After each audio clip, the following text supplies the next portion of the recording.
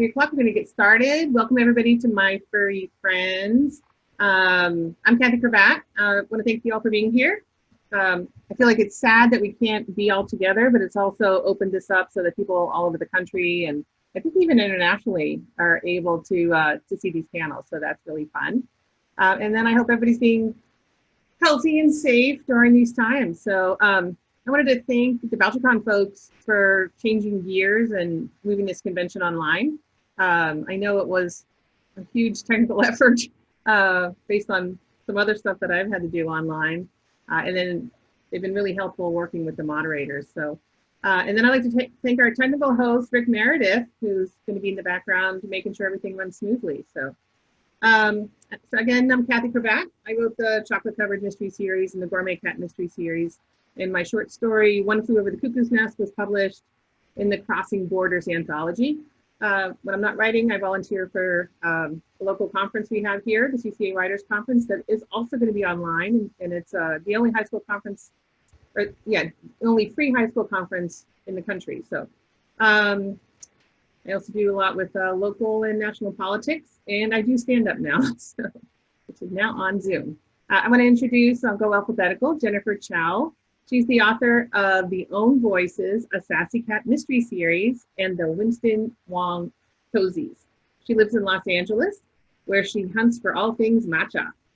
Along with Sisters in Crime, she's active in Crime Writers of Color and Mystery Writers of America. And we have the same agent. So I saw that in your bio. Next is J.C. Kenney. He's an Amazon and Kobo bestselling author of the Alley Cobb Mysteries. His debut, A Literal Mess, was a finalist for a Muse medallion from the Cat Writers Association in Mystery Fiction. I didn't even know that existed, so that's cool. When he's not writing, a nice honor.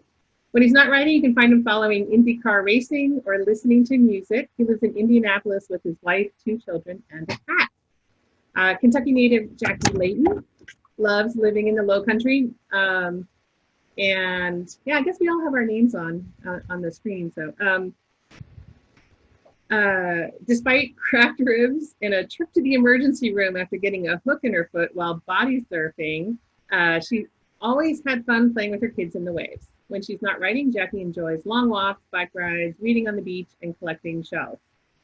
She's the author of the Low Country Dog Walker Mystery Series, Bite the Dust and Dog Gone Dead. Bite the Dust and Dog Gone Dead are the first 2 books. And then Becky Muth, Becky Muth is a coffee addict, like me, who lives with her family in Harpers Ferry, West Virginia. When she isn't writing, she enjoys knitting, reading, and binge watching Netflix with her golden retriever. She's the author of the Haunted Housekeeping Mystery Series. And then Lane Stone is the author of the Pet Palace Mysteries and the Tierra Investigation Mystery Series. She lives in Alexandria, Virginia during the week, and is it Lewis, Delaware on the weekend with her husband, Larry, and their standard schnauzer that we got to see earlier, Cordy. So thank you all for being here on the panel.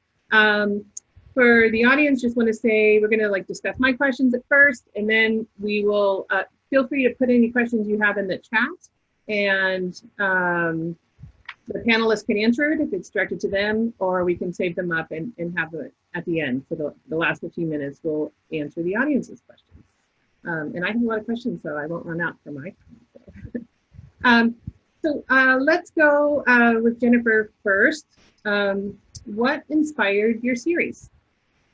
Okay, so my series is called The Sassy Cat Mysteries, and it features a talking cat, which is pretty inspired by Garfield. I read a lot of Garfield comics growing up, and I really liked kind of the sassy personality.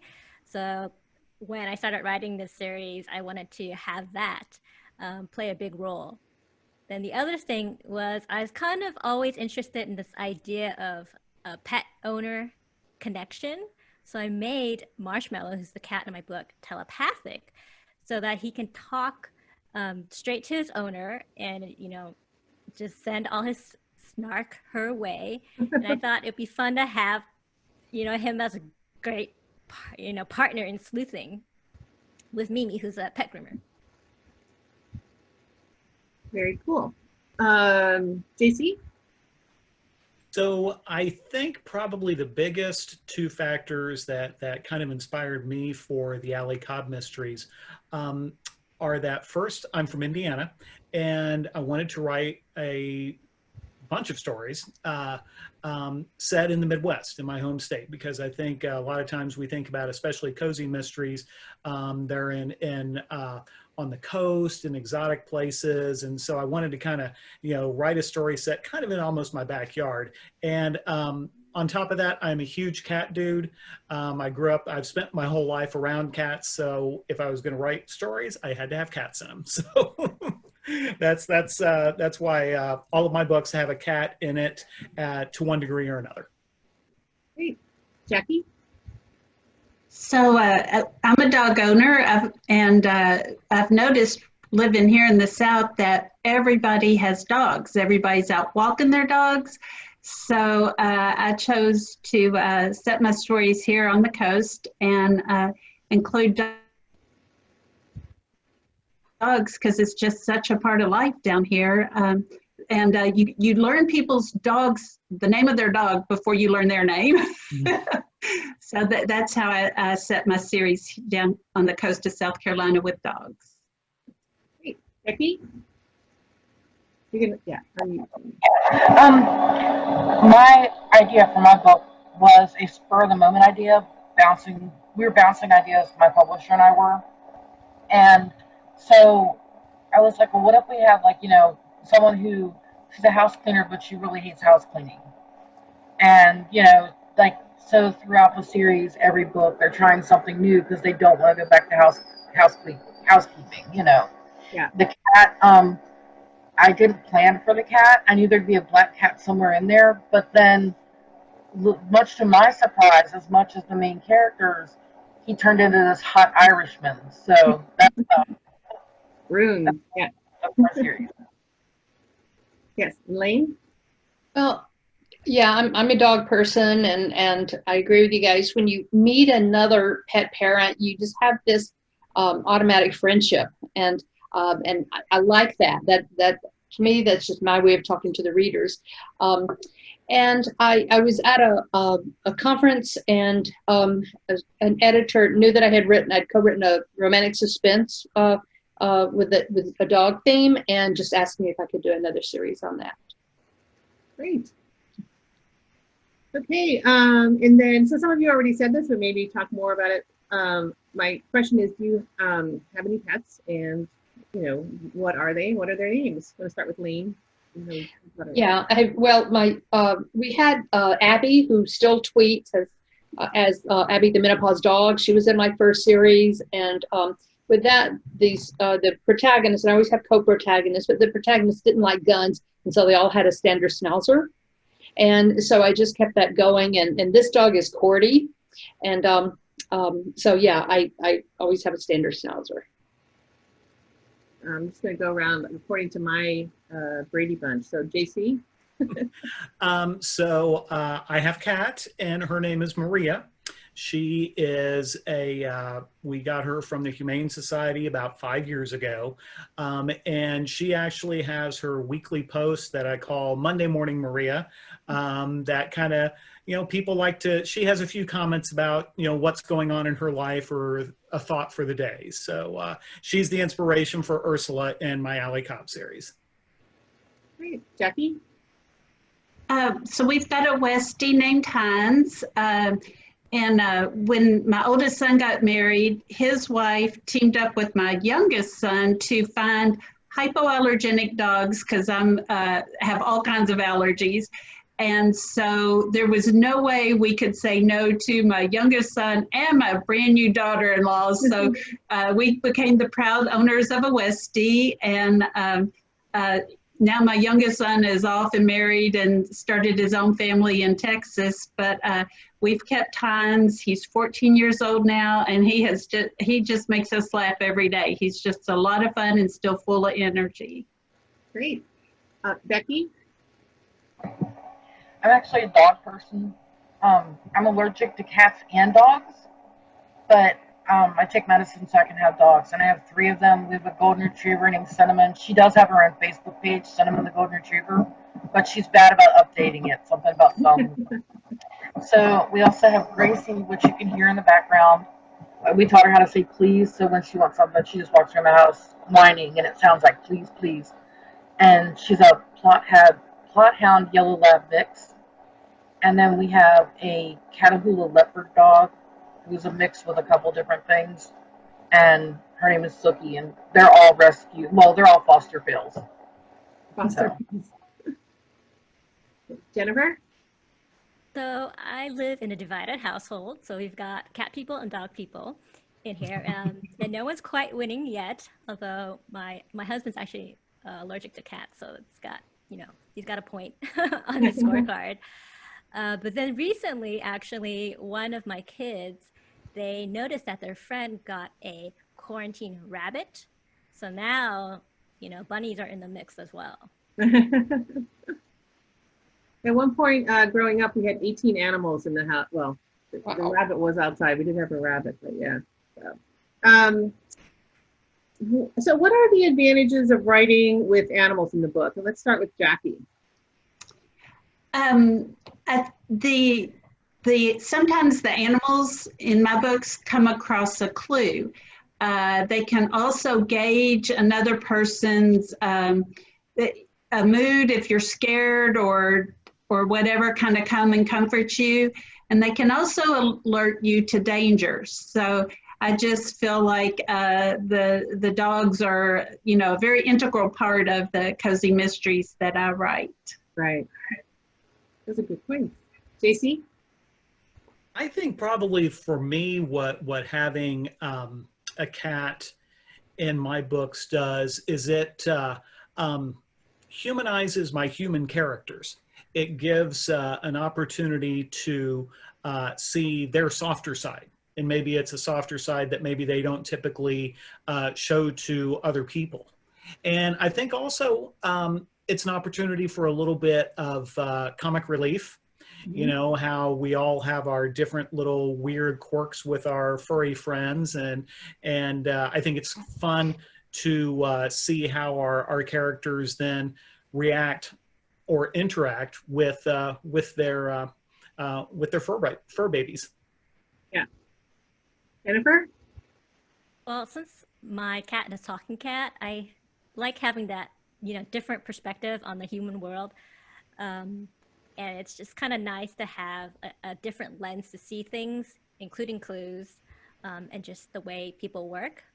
And then I think one advantage, which is not actually in the book, but in writing the stories, is the research that I get to do. So I think I've had a lot of fun just like cuddling with animals. And I've even made a few trips to like pet cafes, like here and actually abroad, to just kind of spend time with animals. And I can, you know, say it's research. Yeah, tax deductible. Yeah. Becky? The cat in the first book in the series, he ended up being a main character. And since the fairy curse that turned him into a cat was broken at the end of the first book, I had to get him a new cat for the second book. So, can you hear me better now? Yeah, I think so. Okay, cool.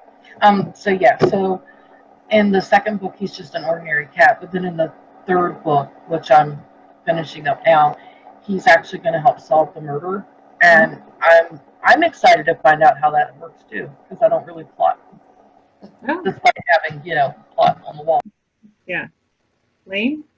Well, I have this theory that writers today are using pets in more interesting and just more profound ways than they were used before. You know, it used to be that they were just for comic relief, you know, or just to take the place of internal dialogue. But, you know, hearing you guys all talk, we are using them more to do more interesting things with. And I think that's great. Cool. So, along with the advantages comes disadvantages. Do you want to talk about that, JC? Well, I think for me, you know, it's Ursula is the cat in the Alley Cobb Mysteries. Ursi for short. This is a little kind of handmade Etsy little version of Ursi. But I think one of the challenges is that, you know, cats in real life, they can't talk. So how do I move the story forward and have a cat, which, since I'm a cat person, I love cats and I want to have cats in my stories, but how do I move the story forward effectively with the relationship between Allie, my protagonist, and Ursi? And so it can be a real challenge figuring out, okay, is it, does she just talk? Does Allie just talk to Ursi? Which, I mean, I talk to my cat Maria all the time. So to me, that's completely normal, but would other people find that, you know, would they find that acceptable? So it's kind of trying to kind of find that fine line of how does Ursi advance the story and keep the reader interested while still trying to keep the relationship kind of true to the real world. Right. Okay. Layton, can you think of any disadvantages of, especially in terms of plot, maybe? With my first books with dogs, it kind of bothered me that in real life, you can't just be gone all day long solving this crime. You know, if you have a dog. With a cat, yeah, but the dog, no. And so I had to think of kind of interesting ways to have her going back home to take care of the dog. And so I ended up using it like as a microtension, or just, you know, she would go back and somebody would break into the house, and, you know, something like, but sort of turning it into something interesting, because I just couldn't let myself have her be gone all day long, you know, 12 hours, and, you know, this poor dog at home, you know? Yeah. Jennifer, I noticed that Mimi brings the cat a lot of places in a cat carriage. Yeah, that's actually been difficult in terms of, you know, there are only certain places that let cats come in. So right. Mimi's had to kind of sneak her cat into different places. And because it's a talking cat, Marshmallow is really is a partner, you know, detective. And so he's also actively trying to find the culprit. I think it's the disadvantage is being able to set it up where, you know, a cat can be such an active part in solving the mystery and in like just picking up the clues and kind of balancing that whole animal-human ratio investigating. Yeah. Becky, any disadvantages? In the first book, only the main character could see the cat as an Irishman until the curse was broken. So if she was talking to him and her partner in crime walked in the room, he would turn back into a cat. And so it looked like she was talking to herself a lot. So that was fun. But then in the second one, the challenge was to keep the second cat as just a house cat for the second book, to introduce him and not be too quick to give him any kind of magical powers. And then Jackie?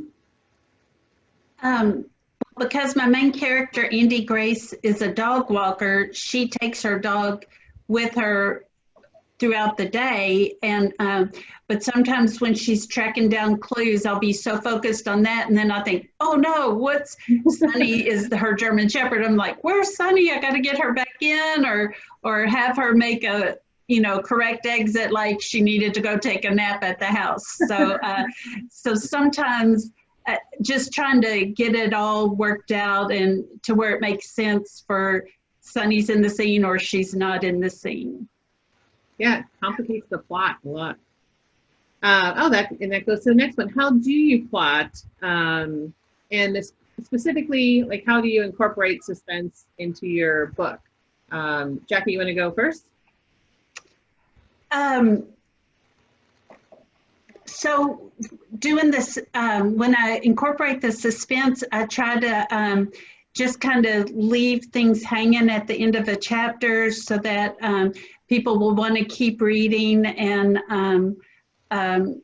just to keep them going. So, and then I try to not just have a one-dimensional plot. I try to include in some, enough red herrings or other things that people haven't realized in the past and try to pull it into the story as well.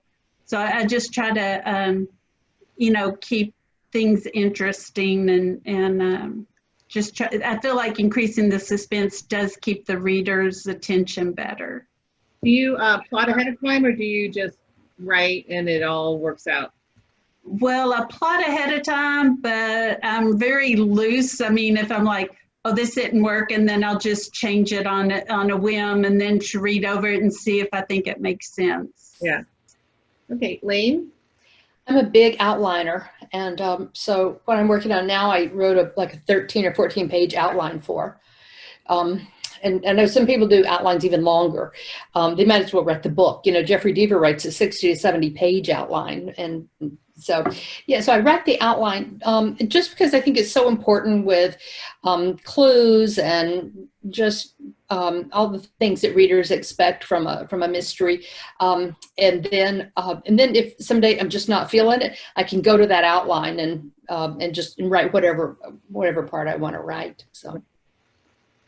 And I try to spot problems, with an outline, like if I don't have enough tension or, whatever. So I'm a proud outliner. JC? So I do a number of things before I actually start writing the book. The first thing that I'll do is actually start with the murder. And that, the very first thing is, okay, somebody was, killed off by this circumstance. And then and that's my story nugget. And once I have my story nugget, from there, I'll do a very informal outline that's usually about a couple of pages, handwritten, just to kind of get the ideas going that, okay, well, this is the murder. This is who the murderer might be. So I come up with a few suspects. That's where I begin to figure out my red herrings. And then I take that, once I'm kind of happy with that, then I turn that into what I call my timeline. And my stories usually take place over about a week to 2 week period. And so what I will do is, for purposes of keeping the story straight in my own head, I'll put together my timeline basically covers I'll go Monday, this happens. Tuesday, this happens. Wednesday, this happens. And then I can kind of fill that in as the story goes. And then once that's finished, that's my Bible. And that's what I follow as I actually then write the story. Okay. Jennifer? I think I tend to use a general outline. So I'll start with kind of knowing the murder and the victim, and then I will do a list of characters and then try to delve into each character and essentially keep the suspense by making each suspect a possibility in the mystery. So I think I start from that general outline and then make sure that there's ups and downs that go along with the character as they progress through the story. And then also I think I just when I'm actually doing the writing, I'm sort of a plotter, I'm sort of a pantser, kind of, a planter, I guess, both. So I'll have the outline, but then when I sit down and write each chapter, I also will kind of bullet point the scenes that will happen, but some of the stuff that reveals itself to me is also very organic. Cool. Becky, how do you plot? You said you don't really plot ahead of time.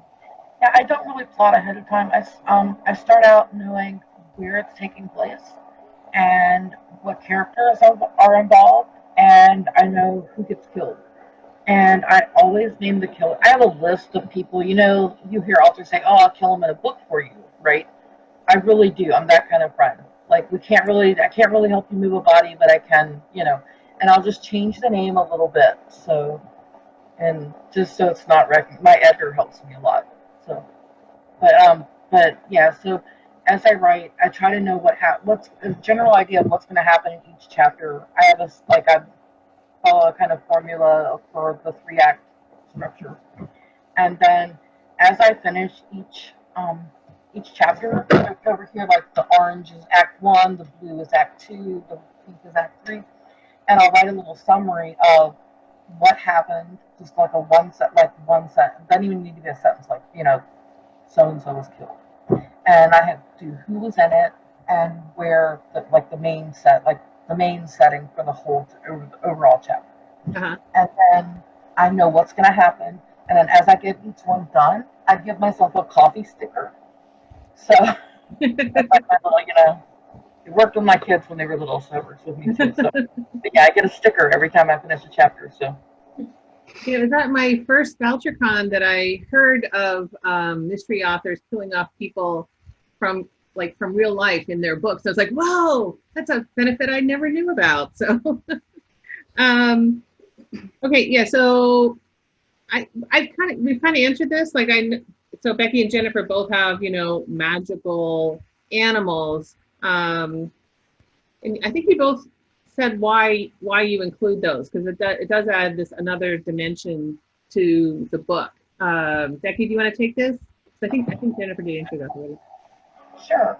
I originally added the cat. They were doing estate cleaning. They were cleaning out an attic, and they found the owner's body, dead, and so they also find a cat. And the policeman, he's always got the snarky policeman who, they're trying to outsmart. It's her best friend's brother. And he says, okay, well, this cat's got to go to the animal shelter. And she's like, no, it's coming home with me. And as I was writing, her best friend left and she turned around, and I'm typing away. And there stood a 6-foot-tall Irishman with dark hair. I'm like, okay. So I asked my publisher, Sweet Promise Press, Melissa Storm. So I asked Melissa, I'm like, hey, is this a problem? The cat just turned into a hot Irishman. She's like, run with it, see where it goes.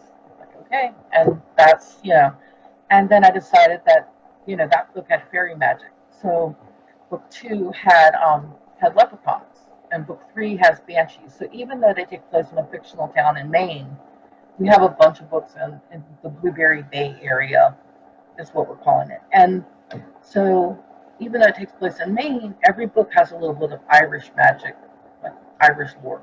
So. Great. Yeah. And Jennifer, you might have touched on this already, but do you want to talk about why you added magic to the complication of a story? Well, some of it's the humor. I think it's very interesting to have a talking cat and have Mimi respond to the cat, especially when other people are around. So it kind of adds to some comedic situations. And then I think I wanted the cat to be just more active. So Mimi has the humans that she's talking to, but Marshmallow also has the animals that he can communicate with as well. So he's getting extra information about the case, and with different observations from the animals around them. So I think that adds kind of a layer of extra solving that can happen when we have a magical cat involved. Yeah. Okay. Then, so I have a couple individuals questions. So for J.C. Kenney, you have a really strong sense of family in the book. Is that something you planned out? There's some lovely family scenes. I mean, they're back. She's back home because of a funeral, but does that just happen naturally when you write, or do you plan it out ahead of time? Well, first off, thank you. I appreciate that.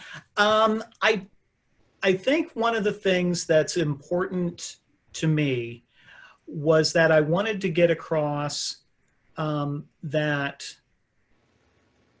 Allie in particular in my books, she is part of a family. And that I think I think that having family members close by adds to the whole,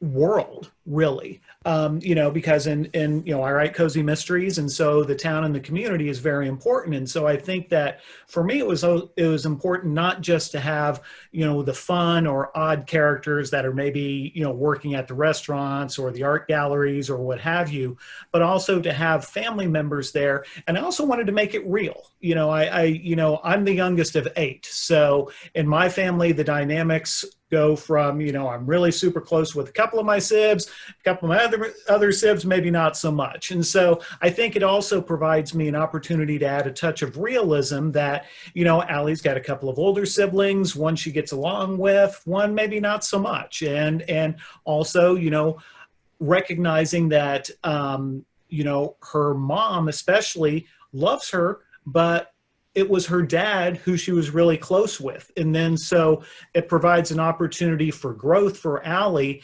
to come to work out her feelings that her dad was always, while her mom loved her, her dad was her big cheerleader. And how was she going to move forward in her career and in her life without that big cheerleader, and kind of build additional bridges with her mom, who was or is a wonderful parent, but a little not as you know soft and fuzzy as her dad was. Right.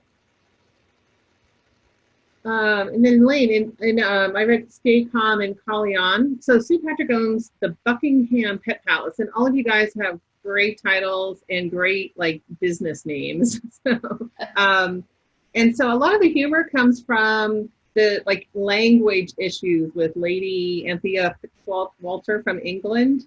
How did you research that, or do you already know that, all of that? Well, I've been to England, you know, I don't know how many times. And then I had to do some specific research on what her house looks like there. And also my best friend is British, and I could rely on her a lot too for my kind of crazy questions. Yeah. Yeah. One problem I did have is there's a Lewis where her house is in Lewis, England. And I saw and I was following Lewis, thinking it was this Lewis, on Twitter. And I saw that it was the 1-year anniversary of the fire in the library. And I said, how did I not know that? That's not possible. I did not know that there was a fire in the library. And then I found out I had been following Lewis, England on Twitter instead of Lewis, Delaware. So, and then Jackie. So Andy Grace is a dog walker and, you know, trying to make this B&B successful. So she seems to understand dog psychology quite a bit. She uses a lot of it in the book. Is that something that you researched, or was that really on purpose? I mean, or is that just something that you understand? I did research it because I wanted it to be as authentic as possible. So yeah, I mostly researched it, and then what I've learned through having dogs throughout my life, how we kind of train them and all that. But I did try to do research on it. Yeah, it's interesting to read it. So all of the main characters have businesses in this panel. So how did you balance them? So one of the reasons I like cozies is that when you're reading, you learn something about whatever the business is or whatever the hobby is.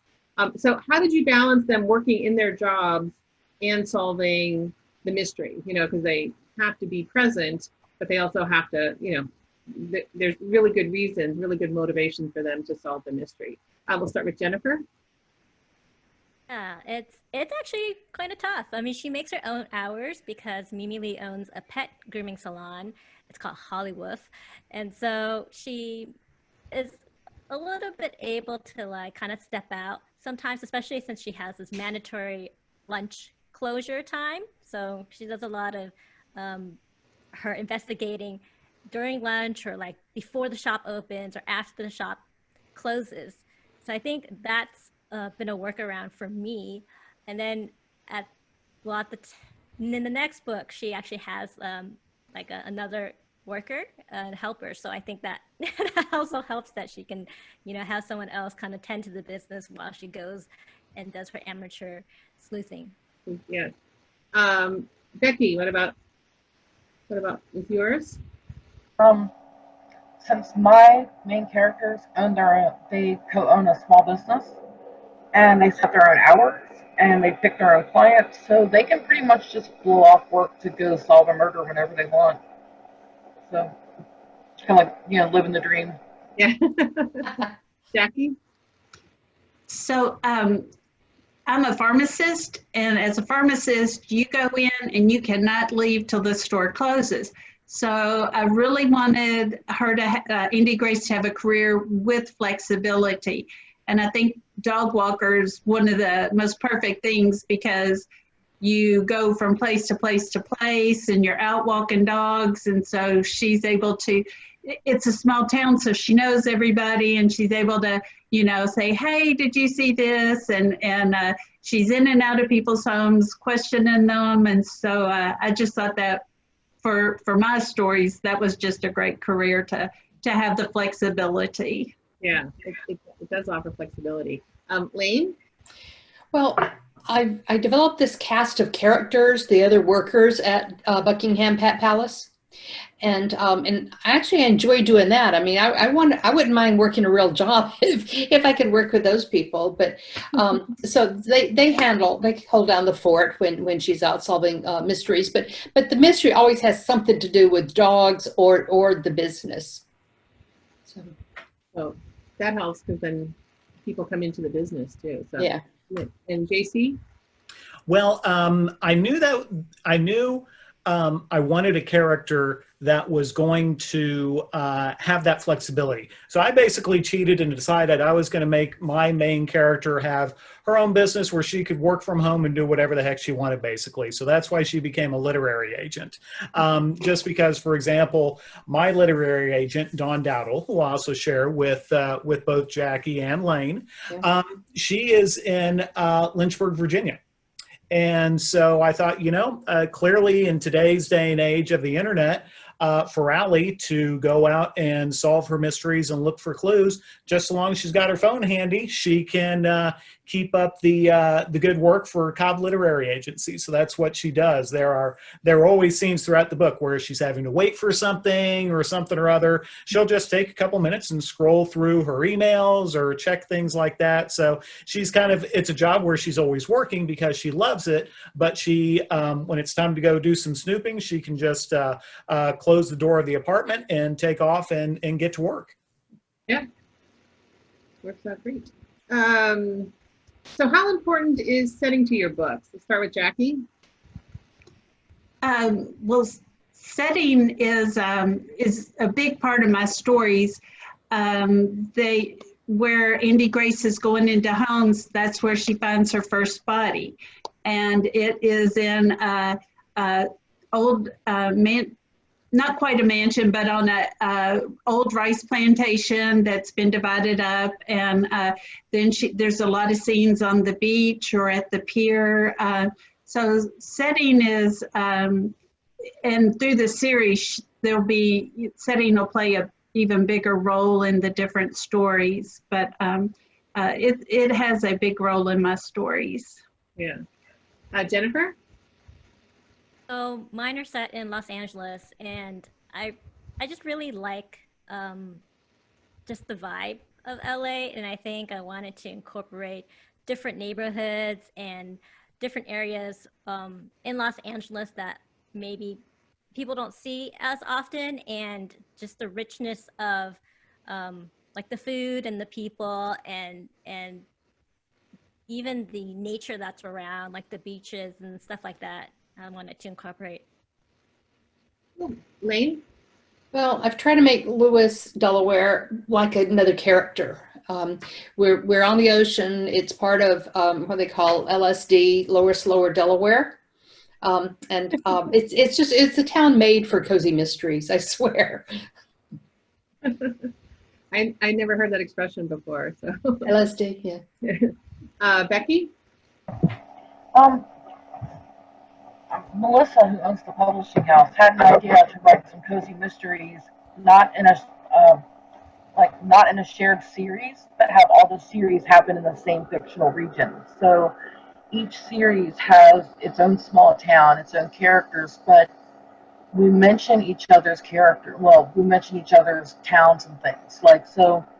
Although the Haunted Housekeeping series takes place in Cooper's Cove, in book 3, they get a handyman, and he's from Honeybee Falls, and his name is Hank. So Handyman Hank will have his own series in 2021.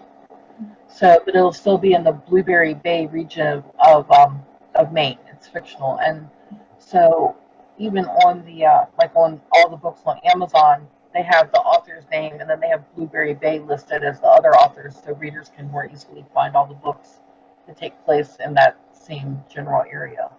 Yeah, I've never heard of that idea with cozy mysteries. So it's very clever to have like this group all on Blueberry Bay. Group of It's great. The other authors are great, and it really does have like a family, small town family feeling to it, especially, and even like when we, like the few times we've met up on Zoom, it's like meeting up with old friends because we're all writing cozies together. yeah. I remember like going back to work on a series. It does feel like you're coming home, and like when it's time to write that book again. So, and then JC. Well, I think setting is really important. And for me, what I like about the setting is the challenge of crafting a place or a community where hopefully the readers come to care about, that they want to get to know, for example, or they enjoy coming back to Big Al's Diner, or going to the Russian Creek Public House, places like that, that it's like, oh yeah, I know those places. It's good to see them again. And I think that's one of the fun things about Cozy Mysteries, is because in addition to getting to know the people, you get to know the place. And for me personally, I set the town of Russian Creek. I modeled it after the little tourist town in southern Indiana, Nashville, Indiana, which I love and visit a couple times every year. And so it's fun to be able to visit the inspiration for the place that shows up on the page. Very cool. Okay, so this is so I just have two questions, and then we're going to go two short answer questions. Go to the questions from the people in the audience. So what do you do? Do you do anything creative outside of writing, and how does that inform your writing? Let's start with Lane. I don't. I can't carry a two in a bucket. I cannot draw a straight line. I don't do anything like that. JC? I don't, but my younger son is a musician. He plays the saxophone, so I am vicariously musical through him. Jackie? I love music, and I sing for just me and Hans, my dog. And nobody else gets to listen. Becky? I like to knit, but I can only knit rectangles, so I just make scarves. And I also, before I was a writer, I did pet drawings as a living and watercolor. So when we move to South Carolina next week, we'll only be 20 minutes from the beach. So I bought myself some watercolors, so I'm going to pick that back up next week. That's great. Jennifer? Kind of like Becky, actually. I've picked up watercolors again. I used to do it before, and I took some classes in college as well. And I think sheltering in place kind of made me develop or revisit this interest of mine. So I've been doing some more watercolors, and it's kind of nice. Just it's like soothing and kind of helps me to have like my thoughts flow. Yeah. Okay, so my last question is, what's next for you guys? Jennifer? Well, so book 2 in the Sassy Cat series, which is Mimi Lee Reads Between the Lines, comes out November 10th, so very soon. And then besides that, thank you. I'm also working on book 3 in the series, which is tentatively titled Mimi Lee Cracks the Code.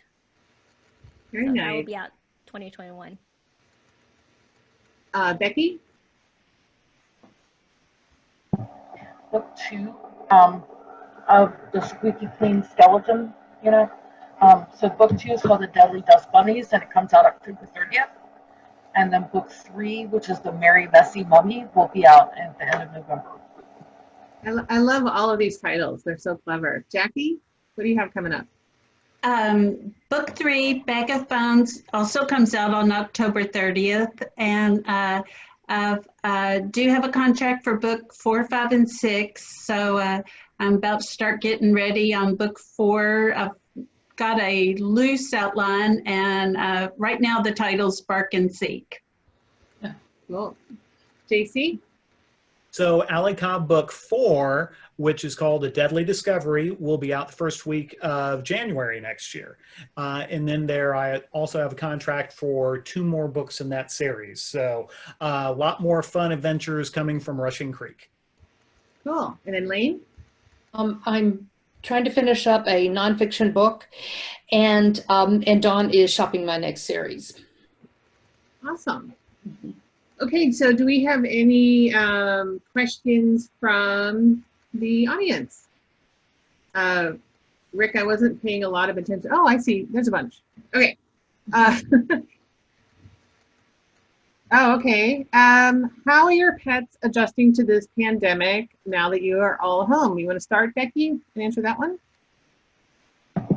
I was home a lot before, but having my older son works in the hotel industry. Both my kids live at home still. And he was home with me for 2 months, and I hired him part-time as my assistant. And it was great. Like, they loved it because, you know, if mom was in a meeting, they didn't have to leave to go out. You know, they could just, and so when he went back to work, they were really missing him. But I'm home so much, working from home, that not a lot changed. Okay. Jennifer? Well, I don't have any pets right now, so it's pretty easy for me. Jackie? We've just taken a lot more walks because I have been home more. My husband works in healthcare, so I've really stayed home to be one less stress to him. So Heinz and I have taken a lot more walks and hung out in the yard. So I feel like he's probably benefited from it. Yeah. Lane? Yeah, Cordy has benefited from it. She's used to having me around all the time, but having my husband home all day is just, you know, she's over the moon with that. Yeah. JC? Well, I'm working from home since everything went south back in the spring, and I think the biggest thing is having me home is I have provided an additional warm lap for Maria, so that's made her much more happy. At least I hope so. Yeah, I think that they all like it from what I understand. People, but once people go back to work, I think that's when the unhappiness will set in. So, and then the question is, are the animal companions always featured on your book covers? If so, do they reflect the way you see them in your mind? Lane? Yeah, this is the last book cover, yeah, it's this is a Bernese Mountain Dog named Bernice, and the collie. And we went back and forth like, what kind of collie is this? You know, from with this book and the first book. So yeah, it's they get the if the art people didn't know what breed I was talking about, they got back with me and I answered it. JC? Yeah, Ursi is on all the covers. She's a tortoiseshell, and I think while the artwork on my books, it's kind of it's not real life. The artist takes a little bit of kind of creative license, but yeah, I think they do the pictures of Ursi on the cover of my books are pretty good. Jackie? So Sunny is Andy Grace's German Shepherd. So I was pleased with how that came out on the books, and so that's at the top of all my books. And then the rest of the covers are always just kind of cutesy and doesn't really feature the dogs, but Sunny does make the cover at the very top. So I was pleased with that. Yeah. And then Becky? I originally hadn't specified what kind of black cat. So when this came back, the Squeaky Queen skeleton came back with a Oriental short hair. And I was like, great, that's even better. And it's from books 2 forward, it's the same type of cat, but the difference is he has a little bit of white on his chest. I also write romantic suspense. And in these books, they're golden retrievers. Yeah. They're golden retrievers. And the artist, or the cover designer, she didn't really, I've had 2 golden retrievers. I have one before and one now. And even though, she had never seen pictures of them, though they look like one looks like my first golden retriever, and the second one looks like my second golden retriever. So I thought that was really neat too. Yeah. Made them more special. And then Jennifer? So Marshmallow is a white Persian cat, which is captured on the cover. Let me show you something. So, here he is. But I realized that I'm like, the cat, he's a big cat and a fluffy cat. But the cat to human ratio, this is Mimi Lee right here. This is a ginormous cat. Human is very far away. It's okay. Right. Perspective. Yeah. Okay, so we have, how do you deal with dogs growing older before their time and through multiple books? So, let's go with Becky. My next series coming out will have a dog named Thor, and it's named Thor because Handyman Hank can never find his hammers, and it's because Thor has buried them in the backyard. So, but I just plan on having Thor live forever. He's just never going to get older, ever. Jackie? Yeah, I don't want Sunny to die, but I've already had a couple people say German Shepherds don't live to be that old. So Sunny's about 14 now, so I'm going to have to figure out something, but really just want her to live forever. Yeah, there's like a mystery a month now. That's what you have to. JC? One of the things that I was able to do with Ursi is that when A Literal Mess, which is this one here, the first book in the series, starts, Ursi is, she's still only a couple years old. And so right now, my books typically, when they come out, it's anywhere from maybe 4 to 6 months after the last adventure that Allie's had. So far at least, Ursi is still a young lady. And, cats, especially house cats, when they're kept indoors, they can live to be 15, 16 years old. So I've got a pretty long, wide window still for Ursi to be causing mischief. Yeah. And then Lane? I don't care if I have a 50-year-old dog, it's just absolutely too painful when you lose an animal, I just can't do that. I just can't ask my readers to go through that. Yeah. Especially, cozy readers. Yeah. Yes. Okay. And I am loving, by the way, just all the comments about the long lives that our folks are mentioning here. 14, 20, 15. That's fabulous. Yeah, I have a friend 20, still going strong. Well, health issues with a cat, still going strong at 20. So what animals in literature influenced you? Let's start with Lane. Well, in Thin Man, in the book, it was a standard schnauzer. But then when they became movies, they had another dog under contract. And so that dog got the job instead of the standard schnauzer. So yeah, that, I'm like, really? Anyway. So I always think about that when I have my standard schnauzer in there. Jackie? So in literature, I don't really have a dog that stands out, but the movie Turner and Hooch, that dog just I've always loved that dog. And then when he dies at the end, I think that's one reason I'm thinking I just can't do that to Sunny. But that they just wrenched my heart with that movie. But I love that movie. Yeah. It's funny, I remember you saying it, but I totally forgot the ending. Like, that's the way my brain works. Nope, that didn't happen. Jennifer? So I think I mentioned Garfield before, so for the humor. But I think I really loved Charlotte's Web as a kid. And so having Wilbur and getting inside head, I really enjoyed that. And I think maybe that sort of planted that seed of love for animals who could communicate to us. Becky? Like Jennifer, I also like Charlotte's Web, but the book that really did it for me was Cujo, because the way Stephen King wrote scenes from the point of view of the dog, that I read it kind of at a young age, and then I reread it again in high school, and I was like, because I never read anything like that where it was from the point of view of someone who wasn't human. So ever since, if there's ever a chance to write, even like a short story just to challenge myself. I really like, that's one thing I really like to do. So I really like to think like, what would the cat do, or what would the dog do? And when it comes to cats, like I said, I'm not a cat person. I don't have a cat, but my editor has 9 cats, so she helps a lot. And then JC? For me, it really kind of begins and ends with Lillian Jackson Braun's Cat Who series, with Coco and Yum Yum.